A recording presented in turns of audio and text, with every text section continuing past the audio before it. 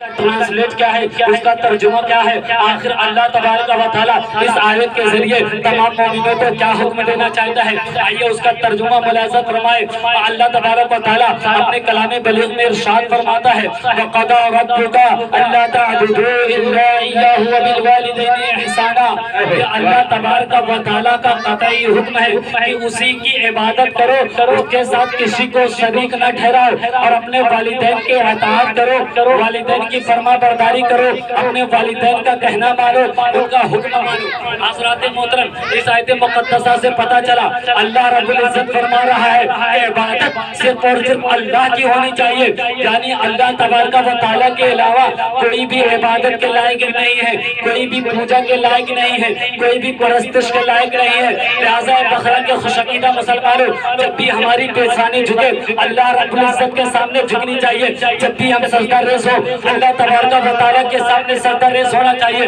مگر دوسرے رخ میں اللہ ارشاد فرماتا ہے کہ والدین کے ساتھ حسن سلوک سے پیش آؤ، اپنے والدین کے ساتھ نرمی کے ساتھ پیش آؤ، اپنے والدین کا کہنا مانو، اپنے والدین کی اطاعت و فرما برداری کرو، اپنے والدین کی بندگی کرو۔ اے بقرہ کے خوشعقیدہ مسلمانوں، میں آپ سے پوچھنا چاہتا ہوں آخرکار اللہ رب العزت اپنے عبادت کے ساتھ ساتھ ماں باپ کے خدمت کرنے کا حکم کیوں دے رہا ہے؟ آخرکار منشا کیا ہے؟ عبد الکریم اس کا جواب دینا چاہتا ہے۔ حضرات محترم، ہم اور آپ جب کوئی گفتگو کرتے ہیں، جب کوئی بات بتاتے ہیں، جب کسی ٹاپک پہ بحث کرتے ہیں تو ضروری ہے اگر زمین کے بارے میں بات کر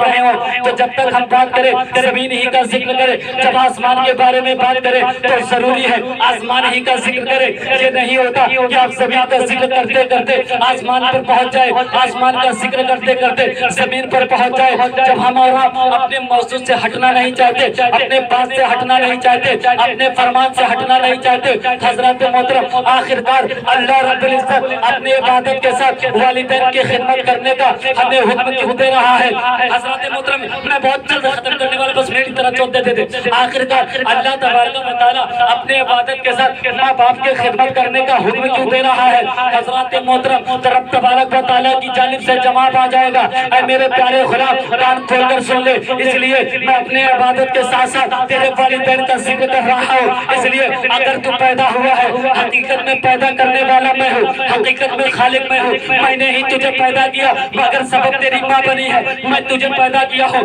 مگر سبب تیرا باپ بنا ہے۔ لہٰذا اے میرے بندو، اے میرے غلاموں، اے میرے چاہنے والوں، اے میرا فرما برداروں، اے میرے ماننے والوں، اے میرے بندو، اگر جب تمہیں عبادت کا شوق آئے، جب تم عبادت کرنا چاہو تو مسجد میں چلے آؤ، میرے سامنے سجدہ ریز ہو جاؤ، اور جب تمہیں محبت کرنا ہو، جب تمہیں اطاعت کرنا ہو، جب تمہیں فرما برداری کرنا ہو، جب تمہیں بندگی کرنا ہو تو اپنے گھر چلے جاؤ اور اپنے ماں کے قدم کو چوم لو۔ انشاءاللہ تبارک و تعالیٰ اس کی برکتیں ہمیں ملیں گی اور رب کی رحمتیں ہمیں ملیں گی۔ نعرے رسالت، نعرے تکبیر،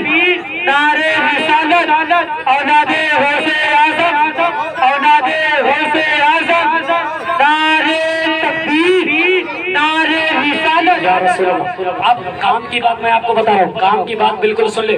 آج کے اس دور میں جتنے بھی ہمارے نوجوان میرے پیارے، اب آپ حضرات ایک میسج لے کر جائیں، آپ اس پروگرام میں آئے ہیں، میں آپ کا وقت یقیناً برباد نہیں کرنا چاہتا ہے، اس وجہ سے ادھر ادھر کی بات نہ کر کے قرآن و حدیث کے روشنی میں آپ سے گفتگو کر رہا ہوں۔ حضرات محترم، آج کے اس دور میں یہ ہمارا نوجوان، آج کے دور میں یہ ہمارا نوجوان اپنے والدین کو تکلیف دیتا ہوا نظر آ رہا ہے، اپنے ماں باپ کو گالیاں دیتا ہوا نظر آ رہا ہے، اپنے ماں باپ کو ڈپٹتا ہوا نظر آ رہا ہے، اپنے ماں باپ کو ڈانٹتا ہوا نظر آ رہا ہے۔ اے میرے پیارو، ذرا تمہیں اللہ رب العزت کے فرمان سے درس حاصل کرنا چاہیے، نصیحت حاصل کرنا چاہیے، سبق لینا چاہیے۔ اے میرے پیارو، آپ نماز چاہے جتنی پڑھ لے، آپ روزے چاہے جتنے رکھ لے، آپ چاہے جتنا عرس منا لے، آپ چاہے جتنے پیروں سے دعائیں لے لے، آپ چاہے جتنے مزارات اولیاء پر حاضری دیتے، مگر خدا کی قسم مسلمانوں، عبد الکریم ممبر رسول کی رحل پر ان تمام तमाम तर उलमाए ज़बील एहतराम की मौजूदगी में बड़े जिम्मेदारी के साथ कहना चाहता है,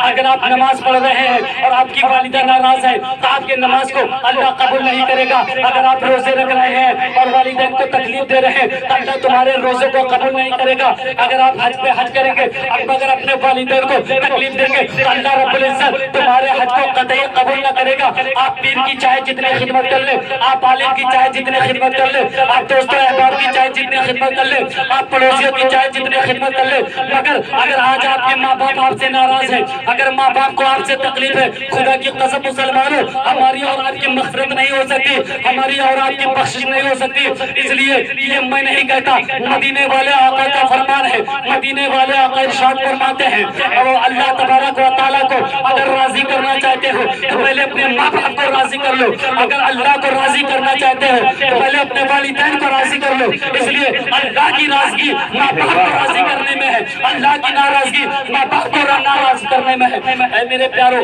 आज का हमारा दौर, आज के हमारे नौजवान कितने बिगड़ चुके हैं। आज माँ बाप बेचारे बिस्तरों पर लेटे हुए हैं, माँ बाप दवाओं के लिए तड़प रहे हैं, माँ बाप इलाज के लिए तड़प रहे हैं, मगर आज का यह हमारा नौजवान अपने दोस्तों की खुशी के लिए, अपने झूठी शोहरत के लिए, अपने नामो निहात के लिए, अपना चर्चा लोगों के दरमियान दिखाने के लिए, अरे अपने दोस्तों पर यह हमारा नौजवान हजारों रुपए लुटा देता है, लाखों रुपए खर्च कर देता है, झूठी शान शोहरत के लिए हजारों रुपए इधर उधर पानी की तरह बहा देता है। मगर जब बात आती है अपने वालिदैन के इलाज करवाने की, जब बात आती है माँ को दवा दिलवाने की, जब बात आती है बात की खिदमत करने की, ये हमारा नौजवान बहाना बनाते हुए नजर आता है और कहता है आज हमारे पास बैलेंस नहीं, आज हमारे पास पैसा नहीं। ऐ नौजवानों, तुम्हें शर्म करनी चाहिए। आज मैं आपको बताता चलूं आखिरकार माँ बाप का मकाम क्या है। एक सहाबी रसूल जिनका नाम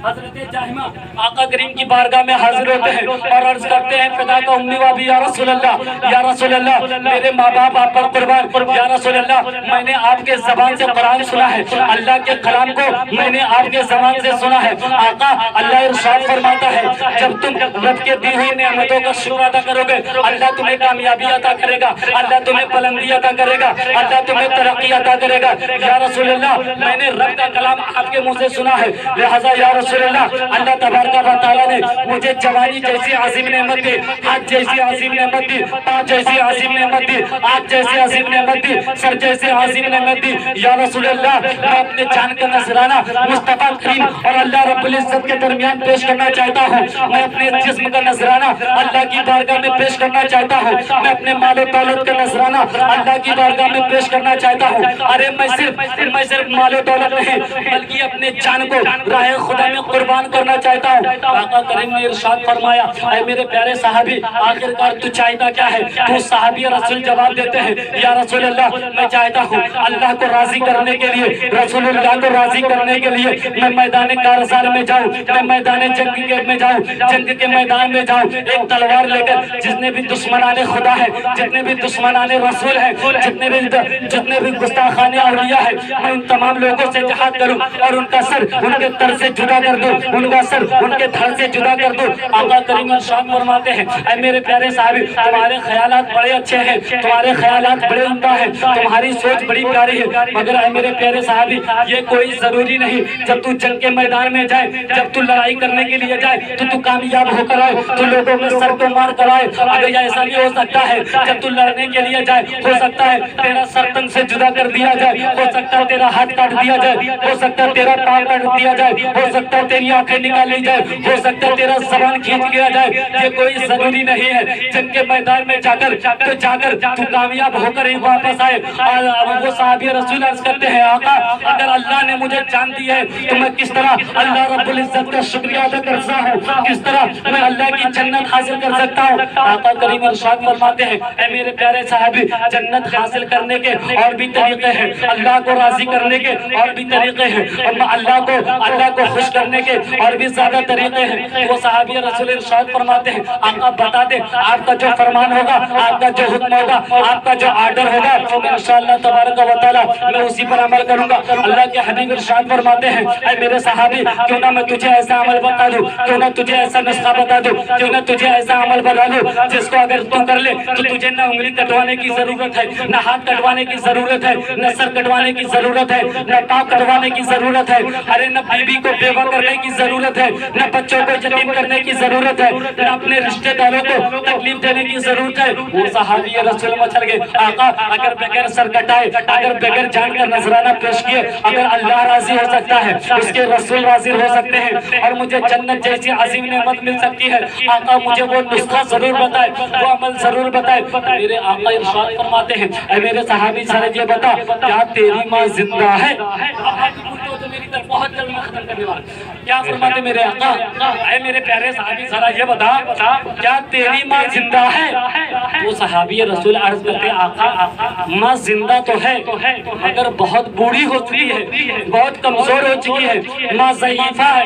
अल्लाह के हबीब ने इरशाद फरमाया फिर तो गोल्डन अपॉर्चुनिटी तुम्हारे हाथ में है, फिर तो सुनहरा मौका तुम्हारे पास है, तुम्हारे पास बड़ा अच्छा मौका है। ऐ मेरे प्यारे साहब लिहाजा तू घर वापस लौटता, तुझे घर में जाने की, तुझे जंग में जाने की जरूरत नहीं है, तुझे हाथ पाँव कटवाने की जरूरत नहीं है, लिहाजा तू अपने घर वापस लौट जा, अपने घर चला जा और अपने माँ के कदमों को दबाते हुए अपने माँ के कदमों को चूम लेना और अपने माँ के कदमों को चूमते हुए जब तुम्हारी माँ सुबह बेदार हो तो जब तुम्हारी माँ अपने चेहरे से आंचल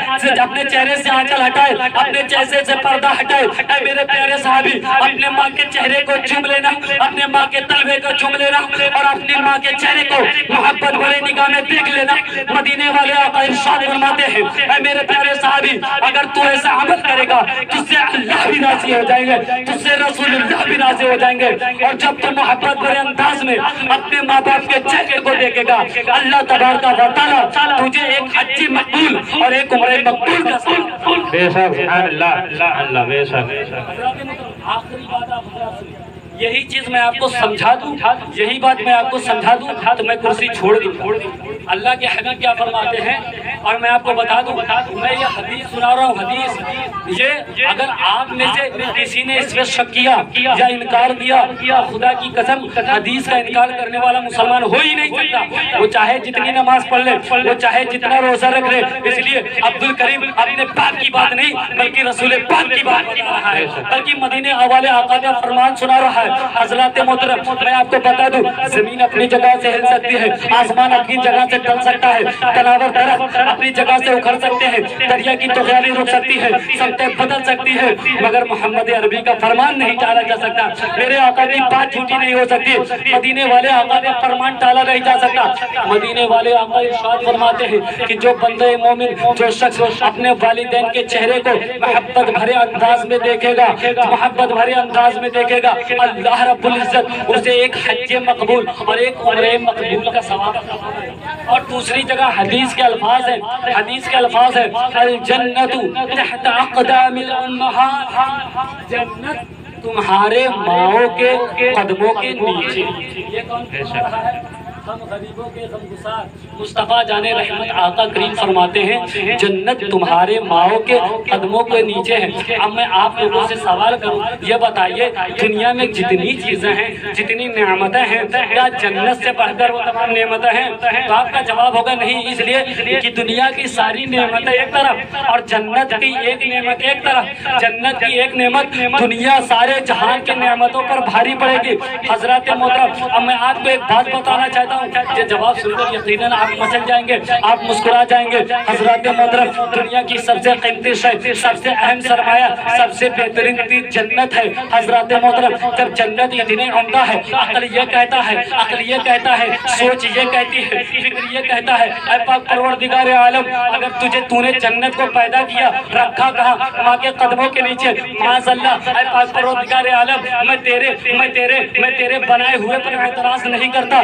मैं तेरे تیرے تخلیق پر اعتراض نہیں کرتا، مگر اے پاک پروردگار عالم میں تیری رحمت سے پوچھنا چاہتا ہوں، تیری رحمت سے سوال کرنا چاہتا ہوں۔ اے پاک پروردگار عالم جنت جیسی عظیم نعمت تو نے ماں کے قدموں رکھ دی، تو نے میرے ماں کے بوڑھی قدموں میں رکھ دی۔ اے پاک پروردگار عالم تیری شان شان ہے، تیرا مقام مقام ہے، تیرا مرتبہ مرتبہ ہے۔ ارے میرے ماں باپ تو زمین پر چلنے والے ہیں، میرے ماں باپ کو وجود مٹی سے ہوا ہے، میرے ماں باپ فرشی ہے، میرے بوڑھے ماں باپ میرے ماں کے قدموں میں۔ اے پاک پروردگار عالم تو نے جنت کیوں رکھ دی؟ اگر رکھنا تھا تو ماں کے پیشانی میں رکھ دیتا، رکھنا تھا ماں کے کلیجے میں رکھ دیتا، رکھنا تھا ماں کے دل میں رکھ دیتا، رکھنا تھا ماں کے ہاتھوں میں رکھ دیتا، رکھنا تھا تو کم سے کم ماں کے پیروں کے اوپر رکھ دیتا۔ اے پاک پروردگار عالم آخرکار تو نے جنت کو ماں کے قدموں کے نیچے کیوں رکھا؟ اللہ کی جانب سے رحمت میرا جواب آئے گا۔ اے میرے پیارے بندو کان کھول کر سن لو، میں تمہیں یہی بتانا چاہتا ہوں۔ ارے جسمہ کے قلبے کا عالم یہ ہے کہ جنت جیسی عظیم نعمت میں نے اس کے قدموں میں رکھ دی۔ اے میرے پیارے غلاموں پھر سوچو، جب جنت جیسی عظیم نعمت تمہارے ماں کے قلبے کے نیچے ہے، جب تمہارے ماں کے قلبے کا عالم یہ ہے تو تمہارے ماں کے جلوے کا عالم کیا ہوگا؟ جب تمہارے ماں کے پیروں کا عالم یہ ہے تو تمہارے ماں کے پیشانی کا عالم۔ نعرہ تکبیر، نعرہ تکبیر، نعرہ رسالت، نعرہ رسالت، عظمت والدہ، عظمت والدہ، نعرہ تکبیر، نعرہ رسالت۔ رسول اللہ صلی اللہ علیہ وسلم یہ بتائیے آواز کلیئر پہنچ رہی نا؟ سمجھ رہے نا بس تاکہ میرا بولنا آئے گا نا۔ جنت جیسی عظیم نعمت اللہ نے رکھی کہاں؟ ماؤں کے قدم کے نیچے میں پڑھ رہا ہوں۔ آپ میں سے آپ کو سمجھ میں آیا نہ آئے مگر اللہ اور اس کے رسول جو فرما دے وہ اس پر ہمارا اور آپ کا ایمان رکھنا ضروری ہے، ہمارا اور آپ کا ماننا ضروری ہے۔ حضرات محترم ایک شاعر کہتا کیا کہتا ہے؟ ماں سے بڑھ کر کوئی نام کیا ہوگا، ارے اس نام کا ہم سے احترام کیا ہوگا، ارے جس کے پیروں کے نیچے جنت ہے ارے اس کے سر کا مقام کیا ہوگا، جس کے پیروں کے نیچے جنت ہے، جس کے پیروں کے نیچے جنت ہے اس کے سر کا مقام کیا ہوگا۔ وہ بات جو میں کہہ رہا تھا وہی بات میں سمجھا کر تقریر کو ختم کرنا چاہتا ہوں۔ میں کیا کہہ رہا تھا؟ اللہ کے حبیب ارشاد فرماتے ہیں جو بندے مومن، جو میرا غلام، جو میرا عاشق، جو میرا چاہنے والا، جو میرا ماننے والا، جو مجھ سے محبت کرنے والا محبت بھرے انداز میں اپنے والدین کے چہرے کو دیکھے گا، محبت بھرے انداز میں دیکھے گا، اللہ رب العزت اسے ایک حج مقبول کا ثواب دے گا، ایک عمرہ مقبول کا ثواب دے گا۔ یہی بات میں آپ کو بتانا چاہتا ہوں۔ یہ بتائیے آپ لوگوں میں سے کوئی حاجی ہے کوئی؟ ماشاء اللہ تبارک و تعالیٰ جتنے لوگ بیٹھے ہوئے ہیں سب ہاتھوں کو اٹھاتے میں دعا کرتا ہوں، ہاتھوں کو سب اٹھائیں۔ پاک پروردگار عالم جتنے بھی لوگ اس محفل میں حاضر ہوئے سب کو حاجی بنا دے، سب کو نمازی بنا دے، سب کو روضے رسول کی زیارت نصیب فرما دے۔ حضرات حج جیسی عظیم نعمت کے بارے میں سمجھانا چاہتا ہوں۔ ہمارے حاجی صاحب قبلہ ہیں، آج کے دور میں اگر آپ حج کرنے کے لیے جائیں گے یہاں سے مدینہ شریف کچھ کم و بیش 4000 کلومیٹر کی دوری پر، کتنا آپ بھی بول، کتنا 4000 کلومیٹر کی دوری پر۔ اور اگر آج آپ حج کرنے جانا چاہیں تو حج کرنے کے لیے آپ کو کم و بیش 3-4 لاکھ روپے 4 لاکھ روپے خرچ کرنے پڑیں گے۔ ارے صرف اتنا ہی نہیں بلکہ تمام گاؤں والوں کو دعوت کرنا ہوگا، تمام رشتہ داروں کو بلانا ہوگا، تمام مہمانوں کو بلانا ہوگا، اس کا خرچ آپ کو الگ کرنا ہوگا۔ یعنی 4-5 لاکھ روپے آپ خرچ کریں گے۔ صرف روپیہ خرچ کرنا ضرور کافی نہیں ہے بلکہ آپ کو 1 مہینے کی مسافت کو طے کرنا ہوگا، آپ کو 1-1.5 مہینے کا سفر کرنا ہوگا۔ اس 1-1.5 مہینے میں آپ کو تکلیفیں برداشت کرنی ہوگی، آپ کو مشقتیں برداشت کرنی ہوگی، آپ کو تکلیفوں کا سامنا کرنا ہوگا۔ 1-1.5 مہینہ آپ اپنی ماں سے دور رہیں گے، آپ اپنے باپ سے دور رہیں گے، آپ اپنے بیٹے سے دور رہیں گے، آپ اپنے بیٹی سے دور رہیں گے، آپ اپنے دوستوں سے دور رہیں گے، آپ اپنے دوستوں احباب سے دور رہیں گے۔ یعنی جب آپ حج کرنے کے لیے جائیں گے اگر تنہا آپ حج کرنے کے لیے جا رہے ہیں آپ نے 4-5 لاکھ روپے خرچ کیا پلس آپ نے تمام اپنے رشتہ داروں سے دور رہ کر آپ حج بیت اللہ آپ نے کیا، آپ نے حج کے رکن کو ادا کیا۔ جتنے بھی حج کے رکن تھے آپ نے سب کو ادا کیا، یعنی جس اعتبار سے حج کرنا چاہیے آپ نے اس اعتبار سے حج کیا، اگر اس میں کچھ کمی بیشی کر دی تو آپ کا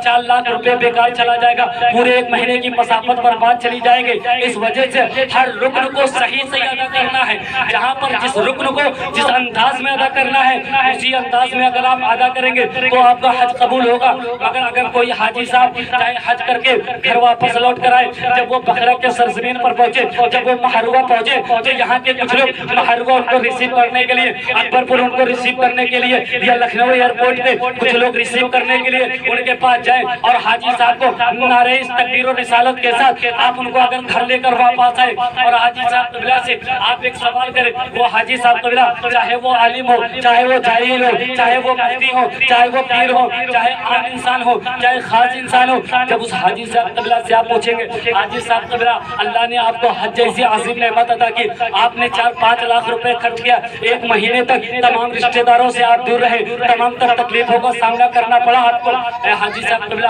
اب میرا آپ سے ایک سوال ہے، میں آپ سے ایک کوسچن کرنا چاہتا ہوں، I want to ask you one question، میں آپ سے ایک سوال کرنا چاہتا ہوں، پلیز tell me، حاجی صاحب قبلہ اس کا جواب مجھے دیجئے، یہ بتائیے آپ نے اتنے روپے خرچ کیا، اتنا وقت آپ نے گزارا، تمام لوگوں سے آپ دور رہے، حاجی صاحب قبلہ یہ بتائیے کیا آپ کا حج قبول ہو گیا؟ سوال کیا ہے آپ کا؟ کیا آپ کا حج قبول ہو گیا؟ میرے رسول پر میں بیٹھا ہوں دعوے کے ساتھ، اگر عبدالکریم حج کر کے آئے اور آپ عبدالکریم سے سوال کر لیں تو عبدالکریم کا جواب ہوگا کہ حج کرنا میرا کام، قبول کرنا نہ کرنا یہ اللہ کی مرضی۔ آپ امام صاحب سے پوچھیں گے حضرت آپ کے حج کا کیا معاملہ، امام صاحب جواب دیں گے حج کرنا میرا کام، قبول کرنا نہ کرنا اللہ کی مرضی۔ آپ نقیب صاحب قبلہ سے سوال کریں گے ان کا بھی یہی جواب آئے گا۔ ہمارے عالم صاحب ہمارے حاجی صاحب قبلہ سے پوچھیں گے کہ آپ لوگوں میں سے جس نے بھی حج بیت اللہ کیا، جب اس سے سوال کیا جائے گا آپ رب کے قسم کو کھا کر پورے دعوے کے ساتھ کہہ دیجئے کہ آپ کا حج قبول ہو گیا، وہ یہی کہیں گے حج کرنا میرا کام تھا، قبول کرنا نہ کرنا یا اللہ رب العزت کی مرضی۔ اور آگے بڑھے اگر آپ اپنے پیر صاحب قبلہ سے کہہ دیں اے پیر صاحب قبلہ ہم آپ سے بہت محبت کرتے ہیں، ہم آپ سے بہت زیادہ عقیدت رکھتے ہیں، ہم آپ سے زیادہ بہت احترام رکھتے ہیں، اے میرے پیر صاحب قبلہ آپ نے حج بیت اللہ کیا ہے، میرے پیر صاحب ذرا یہ بتائیے کیا آپ کو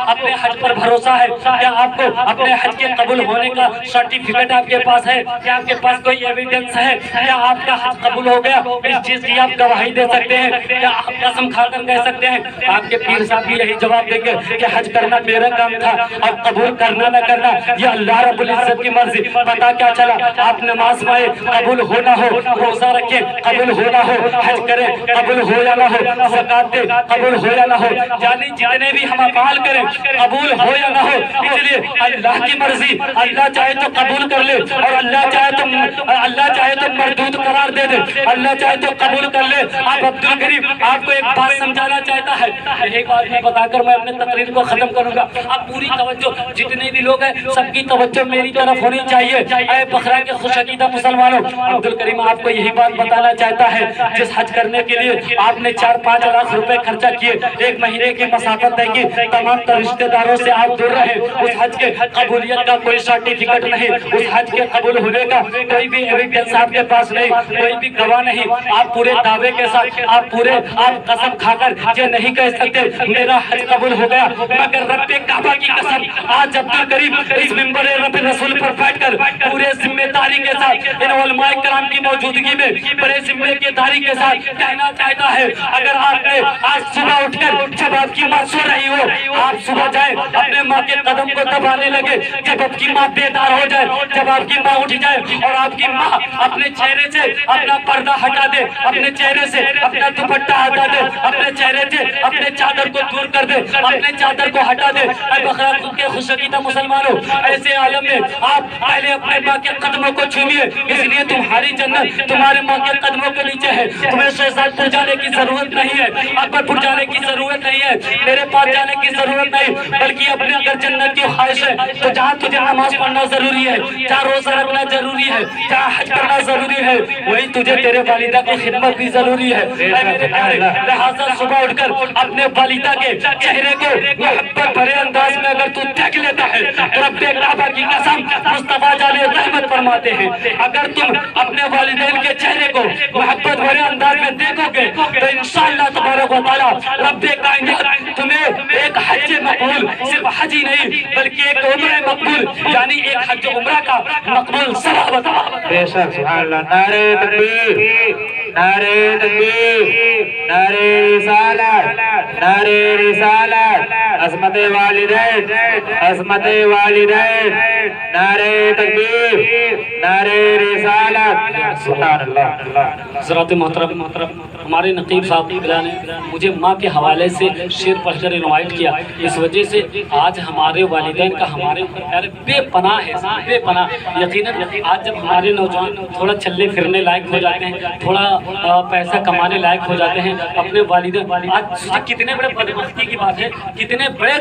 قسمتی کی بات ہے، کتنے بڑے بدنصیبی کی بات ہے، آج ماں باپ اپنے بیٹوں سے بولتے ہوئے ڈرتے ہیں۔ ذرا میرے پیارے سے کیا یہی درس اسلام ہے؟ کیا یہی پیغام اسلام ہے؟ کیا یہی آقا کریم کی محبت ہے؟ میں بتا دوں، اگر آپ زندگی بھر اپنے ماں کے تلوے کو چومتے رہے، اگر آپ زندگی بھر اپنے ماں کے قدموں سے جو ذرے مس ہو جائے، اگر آپ اپنے ماں آنکھوں کا سرما بناتے رہیے، اگر یہی تک محدود نہیں، اگر آپ اپنے جسم کو ادھیڑ کر، اپنے جسم کے چمڑی کو نکال کر اگر اپنے والدین کے لیے جوتی بنا کر آپ ان کو پہنا دے، رب کعبہ کی قسم پھر بھی آپ اپنے والدین کے حق سے ادا نہیں ہو پائیں گے۔ ایک صحابی رسول آقا کی بارگاہ میں حاضر ہوتے اور عرض کرتے، آقا آج میں نے اپنے ماں کا حق ادا کر دیا۔ آج جو ہمارا سوچتے ہیں، کہتے ہیں بڑے اس کے ساتھ کہہ سکتے ہیں، آج ہمارے والدین نے ہمارے ساتھ کیا کیا ہے، ہمارے ماں باپ نے ہمارے ساتھ کیا کیا ہے، ارے ہمارے لیے گھر نہیں بنوایا، ہمارے لیے قیمتی موبائل نہیں دیے، ہمارے لیے رکھنے کا انتظام نہیں کیا۔ میرے پیارے، میں آپ کو بتانا چاہتا ہوں، وہ صحابی رسول عرض کرتے، آقا آج میں نے اپنے والدہ کا حق ادا کر دیا۔ آقا کریم فرماتے ہیں، میرے صحابی تو نے کون سا تیر مار دیا، کون سا کارنامہ کر دیا، کون سا کام سر انجام دے دیا جس سے تو کہہ رہا آج میں نے اپنے ماں کے حق کو ادا کر دیا۔ وہ صحابی رسول کرتے، آقا عرب کی گرمی کو آپ بخوبی جانتے ہیں، ایسے عالم میں اگر شدت کی گرمی ہو رہی ہو، ایسے عالم میں اگر عرب کے سرزمین پر کوئی گوشت کا ٹکڑا رکھ دیا جائے تو وہ بھی بھون اٹھے گا۔ آقا ایسے گرمی کے عالم میں جو شدت کی گرمی پڑ رہی تھی، شدت کی گرمی ہو رہی تھی، ایسے عالم میں جب زمین پر قدم رکھنا گوارا نہ ہوتا تھا، ایسے عالم میں یا رسول اللہ علیہ السلام میں نے اپنے والدہ محترمہ کو، میں نے اپنے امی جان کو، میں نے اپنے پدرے، میں نے اپنی مدر کو، میں نے اپنی ماں کو، میں نے اپنی ماں کو انہیں اپنے کندھوں پر بٹھا کر حج بیت اللہ کیا ہے، 7 مرتبہ حج کا چکر لگایا ہے۔ یا رسول اللہ میرے پاؤں میں چھالے پڑ گئے ہیں، میرا پاؤں بالکل چل گیا ہے، لہٰذا یا رسول اللہ اب میں یہ تصور کرتا ہوں میں نے اپنے کندھوں پر بٹھا کر اپنے ماں کا حق ادا کر دیا کہ میرے آقا ارشاد فرماتے ہیں، اے میرے پیارے صحابی تو کہہ رہا ہے کہ والدہ کو اپنے کندھوں پر بٹھا کر حج کرا دیا تو تیرا حق ادا ہو گیا۔ اے میرے پیارے صحابی کان کھول کر سن لے، ارے جس وقت تیری ولادت ہو رہی تھی، جس وقت تو اپنے ماں کے شکم میں تھا، جس وقت تو اپنے ماں کے بدن میں تھا، جس وقت اپنے ماں کے پیٹ میں تھا، جب تیرے ولادت کا وقت قریب آیا، جب تیرے پیدا ہونے کا وقت قریب آیا، تیرے پیدا ہوتے سمے تیری ماں کو جو تکلیفوں کا سامنا کرنا ہوا تھا، تیری ماں کو جو پریشانیوں کا سامنا کرنا ہوا تھا، تیری ماں نے جو تکلیفیں برداشت کی تھی، ارے تیرے ولادت کے وقت تیری ماں کو جو درد کے جھٹکے لگے تھے، ان تمام جھٹکوں میں سے ہو سکتا ہے ابھی صرف اور صرف تیرے ایک جھٹکے کا حق اللہ۔ وہ صحابی رسول سوچتے، آقا میں نے اپنے والدہ کا حق ادا کیا۔ آقا کریم فرماتے، ایک ڈاکٹر کہتا ہے جب کسی بیٹے کی ولادت ہوتی ہے، جب کسی بچی کی ولادت، بچی ہے بچہ، جب کسی کی ولادت ہوتی ہے تو اپنے ریسرچ کے مطابق کیا کہتا ہے کہ جس میں 40 بڑی ہڈیاں، کتنی 40 بڑی ہڈیاں ہوتی ہیں، اور جب بچے کی ولادت ہوتی ہے تو 45 ہڈیوں سے روح نکل جاتا ہے۔ کتنا؟ 45 ہڈیوں سے روح نکل جاتا ہے۔ اگر 40ویں ہڈی سے بھی روح نکل جائے تو ماں مر جائے۔ اللہ اکبر۔ ذرا میرے پیازوں سوچو، اپنے جان پر کھیل کر صرف ایک ہڈی میں، وہ بھی اللہ کی مرضی سے جان باقی رہتا، اپنے جان پہ رہ کر میرے پیاروں آپ کو پیدا کرتی ہے، آپ کی پرورش کرتی ہے، آپ کے تمام کے لیے تمام تر تکلیفوں کو برداشت کرتی ہے۔ جب یہی ہمارا نوجوان بڑا ہوتا تو کہتا ہے ہمارے والدین نے ہمارے ساتھ کیا ہے، لہٰذا اے میرے پیاروں اگر چاہتے ہیں کہ اللہ آپ سے راضی ہو جائے، اگر آپ چاہتے ہیں رسول اللہ آپ سے راضی ہو جائے، تو میرے پیارے ہمیں اور آپ کو ضروری ہے، ہمیں اور آپ کو ضروری ہے ہم اپنے والدین کی خدمت کریں، اپنے والدہ کا ادب احترام کریں، اپنے ماں باپ کے ساتھ نرمی کے ساتھ پیش آئیں، اپنے ماں باپ کا کہنا مانیں، ان کا ادب کریں، ان کا احترام کریں۔ رب کائنات کی بارگاہ میں دعا ہے پاک پروردگار عالم مجھ جیسے طالب علم کے بولنے میں اگر کسی قسم کی کوئی غلطی بھئی ہو تو میں توبہ کرتا ہوں، استغفر اللہ ربی من کل ذنب واتوب الیہ، استغفر اللہ ربی من کل ذنب واتوب الیہ، استغفر اللہ ربی من کل ذنب واتوب الیہ۔ ختم کرنے سے پہلے اگر اجازت ہے تو دو شعر اجازت ایک مرتبہ تھوڑا ماحول بن جائے، ایک مرتبہ چل کر بول دے سبحان اللہ، اور بلند آواز سے بول دے سبحان اللہ۔